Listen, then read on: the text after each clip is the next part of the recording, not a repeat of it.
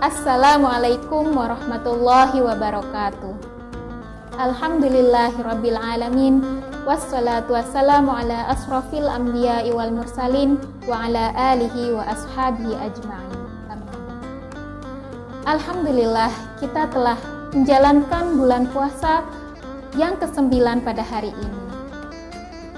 Bulan Ramadan tentu menjadi berkah tersendiri bagi kaum muslimin. Pada bulan suci ini, umat Islam akan disibukkan dengan aktivitas ibadahnya. Ini tidak lepas dari keutamaan bulan Ramadan, di mana Allah Subhanahu wa Ta'ala akan melipat gandakan pahala bagi umatnya yang beribadah. Rasulullah Shallallahu Alaihi Wasallam bersabda, setiap amalan kebaikan yang dilakukan oleh manusia akan dilipat gandakan dengan 10 kebaikan yang semisal hingga 700 kali lipat. Allah Ta'ala berfirman yang artinya, kecuali amalan puasa tersebut adalah untukku, aku sendiri yang akan membalasnya, disebabkan dia telah meninggalkan syahwat dan makanan karenaku. Bagi orang yang berpuasa akan mendapatkan 2 kebahagiaan, yaitu kebahagiaan ketika dia berbuka dan kebahagiaan ketika berjumpa dengan Robnya. Sungguh bau mulut orang yang berpuasa lebih harum di sisi Allah daripada bau minyak kasturi. Hadis riwayat Bukhari dan Muslim. Sebagai umat muslim, sudah seharusnya kita memanfaatkan momen ini untuk menumpuk pahala. Bukan hanya dari ibadah-ibadah wajib saja, tapi bisa juga dengan ibadah sunnah atau amalan-amalan lainnya. Amalan sunnah yang bisa dikerjakan saat puasa yang pertama adalah makan sahur dengan mengakhirinya. Orang-orang yang berpuasa disunahkan untuk makan sahur terlebih dahulu. Rasulullah Shallallahu Alaihi Wasallam bersabda, barang siapa ingin berpuasa, maka hendaklah dia bersahur. Hadis riwayat Ahmad. Sahur bukan hanya untuk mengisi energi agar kuat berpuasa sepanjang hari. Namun, terdapat keberkahan di balik makan sahur tersebut. Dari Anas bin Malik radhiyallahu an, Rasulullah Shallallahu Alaihi Wasallam bersabda, makan sahurlah karena sesungguhnya pada sahur itu terdapat berkah. Hadis Bukhari dan Muslim. Ketika makan sahur disunahkan juga untuk mengakhirkan waktu sahur hingga menjelang fajar. Hal ini sesuai dengan hadis dari Anas dari Zaid bin Sabit. Kami pernah makan sahur bersama Nabi Shallallahu Alaihi Wasallam. Kemudian kami pun berdiri untuk menunaikan sholat.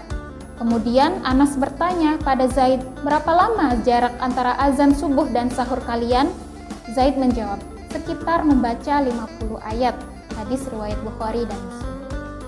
Amalan sunnah berikutnya yaitu dengan menyegerakan berbuka. Dalam hal ini, Rasulullah Shallallahu Alaihi Wasallam bersabda, manusia akan senantiasa berada dalam kebaikan selama mereka menyegerakan berbuka. Hadis riwayat Bukhari dan Muslim. Hadis lain juga menyebutkan, Nabi Shallallahu Alaihi Wasallam juga biasa berbuka puasa sebelum menunaikan sholat maghrib, bukannya menunggu hingga sholat maghrib selesai dikerjakan.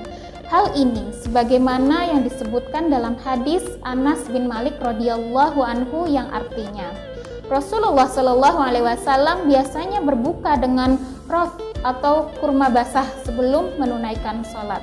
Jika tidak ada roth, maka beliau berbuka dengan kurma kering. Dan jika tidak ada yang demikian, beliau berbuka dengan seteguk air. Hadis riwayat Abu Daud dan Ahmad. Maka begitulah pentingnya untuk menyegerakan berbuka walaupun hanya dengan seteguk air saja terlebih dahulu. Dan amalan sunnah berikutnya yaitu berdoa ketika berbuka. Waktu berbuka merupakan salah satu waktu terkabulnya doa. Nabi Shallallahu Alaihi Wasallam bersabda, ada 3 orang yang doanya tidak ditolak. Yang pertama, pemimpin yang adil. Yang kedua, orang yang berpuasa ketika dia berbuka. Dan yang ketiga, doa orang yang terzalimi. Hadis riwayat Tirmizi dan Ibnu Hibban. Dan amalan sunnah yang bisa dikerjakan saat puasa yang keempat yaitu dengan memberi makan orang yang berbuka. Jika kita mampu, kita bisa memberi makan orang-orang yang hendak berbuka puasa, karena pahalanya akan semakin berlipat. Rasulullah Shallallahu Alaihi Wasallam bersabda, siapa memberi makan orang yang berpuasa, maka baginya pahala seperti orang yang berpuasa tersebut, tanpa mengurangi pahala orang yang berpuasa itu sedikit pun. Hadis riwayat Tirmizi, Ibnu Majah, dan Ahmad. Amalan sunnah yang bisa dikerjakan saat puasa yang terakhir ini yaitu dengan meningkatkan sedekah. Dari Ibnu Abbas radhiyallahu anhuma berkata, Nabi Shallallahu Alaihi Wasallam adalah orang yang paling gemar melakukan kebaikan. Kedermawanan atau kebaikan yang beliau lakukan lebih lagi di bulan Ramadan, yaitu ketika Jibril alaihi salam menemui beliau. Jibril alaihi salam datang menemui beliau pada setiap malam di bulan Ramadan untuk membacakan Al-Quran hingga Al-Quran selesai dibacakan untuk Nabi Shallallahu Alaihi Wasallam. Apabila Jibril alaihi salam datang menemuinya, beliau adalah orang yang lebih cepat dalam kebaikan dari angin yang berhembus. Hadis riwayat Bukhari dan Muslim. Ibnul Qayyim rahimahullah menjelaskan tentang amalan sunnah yang bisa dikerjakan saat puasa ini. Nabi Shallallahu Alaihi Wasallam lebih banyak lagi melakukan kebaikan di bulan Ramadan. Beliau memperbanyak sedekah, berbuat baik, membaca Al-Quran, sholat, zikir, dan itikaf. Demikian yang dapat saya sampaikan. Semoga bermanfaat bagi kita sekalian. Mohon maaf yang sebesar-besarnya atas segala kekurangan. Wabillahi taufiq wal hidayah. Wassalamualaikum warahmatullahi wabarakatuh.